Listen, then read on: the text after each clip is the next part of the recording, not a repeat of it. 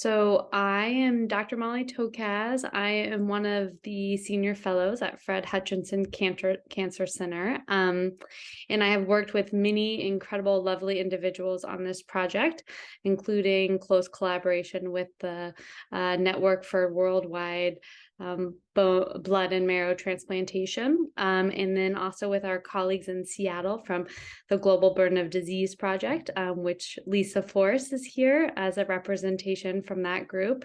And so I am presenting at ASH our collective paper that's titled The Analysis of Worldwide Utilization of Hematopoietic Stem Cell Transplantation for Acute Myeloid Leukemia. So I think, as sort of a start, why did we even look at this project, or sort of what's the inspiration behind this project? So the WBMT, which is the Worldwide Network for Blood and Marrow Transplantation, has focused on elucidating practice patterns in transplantation globally.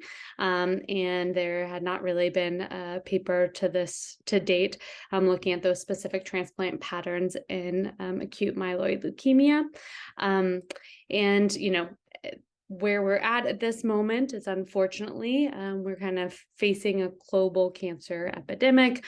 We're expected to have doubling of cases of cancer, of which hematologic malignancies are no exception, by 2040. And this is especially expected in areas with lower resources, which are least equipped to sort of combat this epidemic.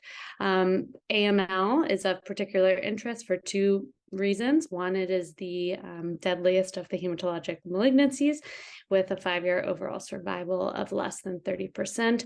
And the second being that it is the most common indication for transplantation worldwide.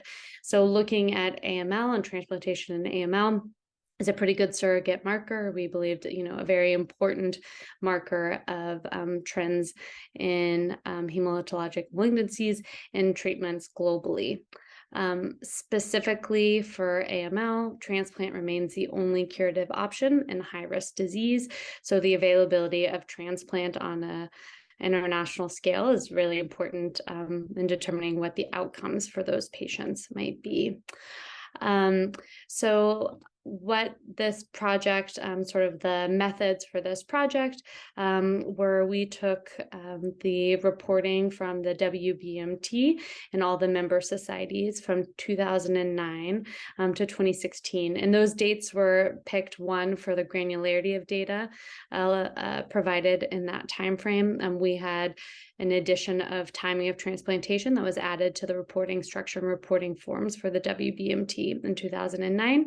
And 2016 represented the most recent collated data that were available at the time of this study. We then used incidence data from the Global Burden of Disease Project, which I'd be happy for Dr. Forrest to speak more about. But we use their 2019 study data as a way to understand incidence in different regions globally. And then we took the transplant numbers and used the incidence as a way to discuss utilization rates by region globally. So, I think the most important takeaway from our study, or what was sort of most surprising and important to us, is that we are very far from the goal of where we would like to be for a curative treatment in a dismal disease like AML.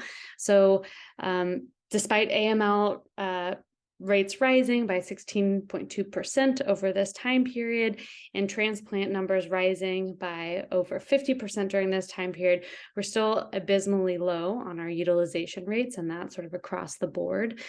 So in places with high resource capabilities, like North America and like Europe, we're still very far below what we would consider our goal for transplantation utilization rates. So younger patients have higher transplant utilization due to many factors, patient-related factors. And amongst patients under 70 years of age, the highest transplantation rates were in 2016 in North America, and that was only at 39.9% compared to a little less than 35% 25% in Europe. So these are in the places where we have a sort of abundant healthcare systems, and we're still falling far below our goal for curative treatment for this very deadly disease. On the flip side of that, looking at utilization rates that are happening in in regions with resource-constrained countries, transplant rates in Africa and the Eastern Mediterranean region were only about 2.8%, or for younger patients at a total of 2.9%, and in South America at 5.4%. So these are obviously much lower numbers than what we would like to see, and affecting outcomes in these regions.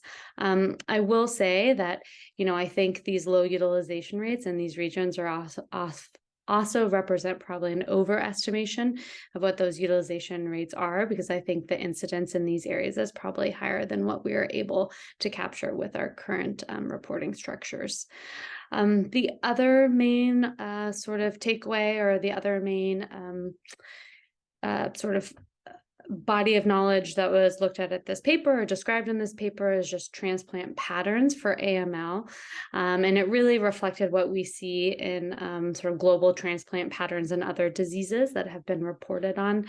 And mainly those were looking at donor source for allogeneic stem cell transplant, timing of transplantation, and then stem cell source for transplantation. So, the sort of interesting factor for donor sources for allogeneic stem cell transplantation is that overall there's a shift towards related donor transplants, and this is also accompanying an improvement in our haploidentical transplants and the way those are being performed internationally.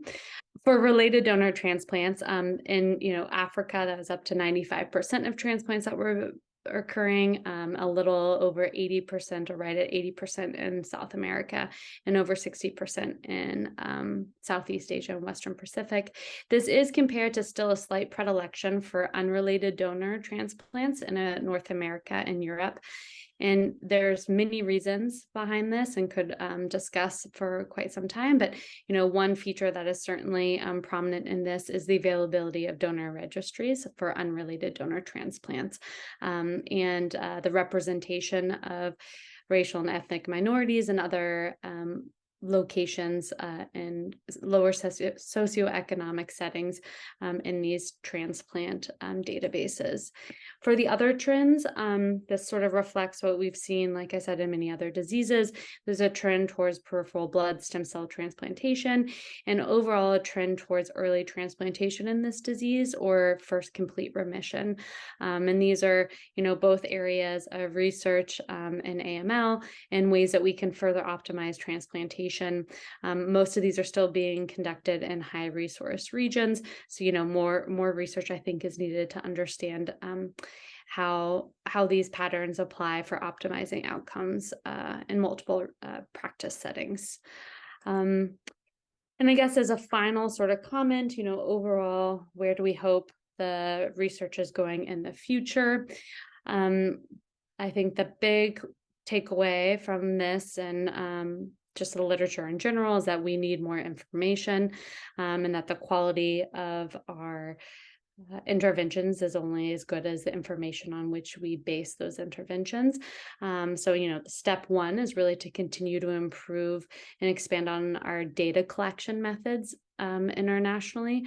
And this both requires an emphasis from national and local governments in supporting groups to really strengthen our population-based cancer registries in different parts of the world. It also depends on us continuing to strengthen our multinational, international registration repositories, like at the WBMT, to allow us to collate this data on a larger in a larger framework to really understand trends that are happening internationally. And the hope is that, as we improve the collection of data, we can also improve the data being collected. I think more research into outcomes is crucial. Most of our outcomes data still comes from high resource practice environments, and we need to understand a little bit better how outcomes are reflected in other practice environments.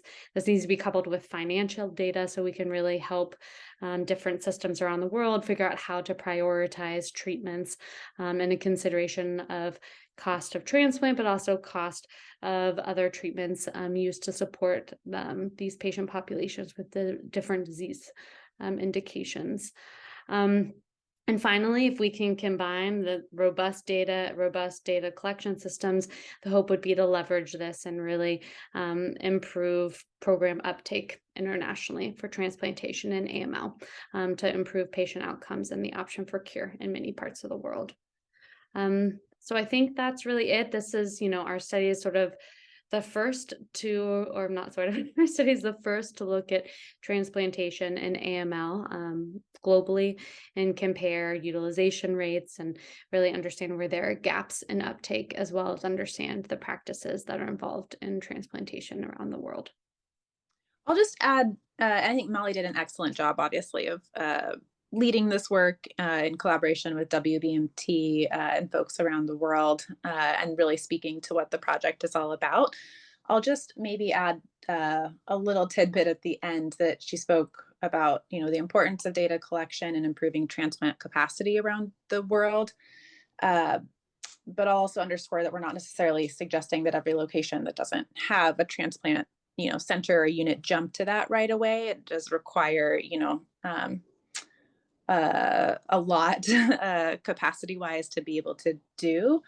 And so really, transplant should be part of comprehensive cancer improvement efforts that include things like expanding supportive care or transfusion and blood bank capacity, management of infections, et cetera, diagnostics.